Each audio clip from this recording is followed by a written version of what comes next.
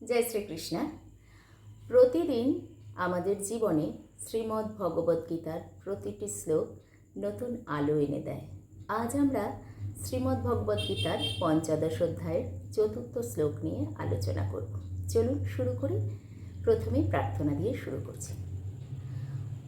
বাসুদেবাসুতং দেবং কংসচারূরমর্দনম দেবকী পরমানন্দৌ কৃষ্ণৌ বন্দে জগদ্গুরুম শ্রীকৃষ্ণৌ বন্দে জগদ্গুরুম।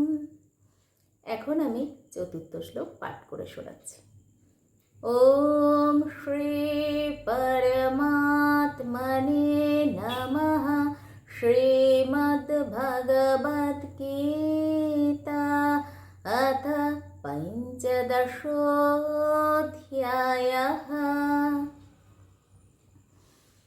ততঃ পদং তৎপরিমার্গিতং বৈ यस्मिन् गता न निवर्तन्ते भूयः तमेव चाद्यं पुरुषं प्रपद्ये यतः प्रवृत्तिः प्रसृता पुराणे।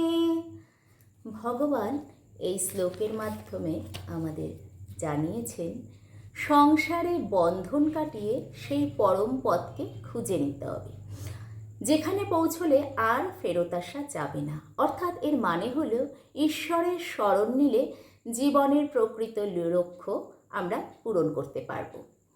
মানুষ অর্থাৎ আমরা কি করি না, আমরা সারাটা জীবন সুখের খোঁজে ছুটে বেড়াই, কিন্তু বাইরের সুখ যে ক্ষণস্থায়ী তা আমরা বুঝতে পারি না। সুখ আসে একমাত্র স্থায়ী শান্তির মাধ্যমে। কিসে আসবে সেই সুখ? না, আমরা যদি অন্তরের পরিবর্তন নিয়ে আসি। সেটা কিভাবে? না, ভক্তিতে আর ঈশ্বরের স্মরণের মাধ্যমে। যেমন আমরা টাকা দিয়ে বাড়ি কিনি কিন্তু শান্তি কিনতে পারি না, ঠিক তেমন আমাদের শান্তি কিসে আসবে ভগবান জানিয়েছেন, যখন আমাদের মন ঈশ্বর এবং সত্যের পথে চালিত হবে, ঠিক তখনই আমাদের জীবনে প্রকৃত শান্তি আসবে। এই ছিল আজকে ৪র্থ শ্লোকের তাৎপর্য। এখন আমি সমাপ্তি প্রার্থনা দিয়ে সমাপ্ত করব।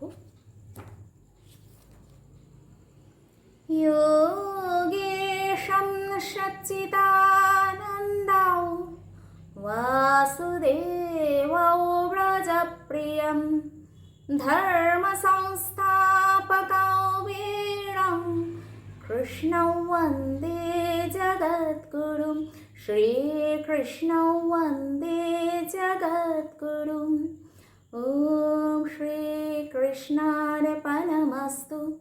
ওম হরি ওম তৎসৎ। জয় শ্রীকৃষ্ণ।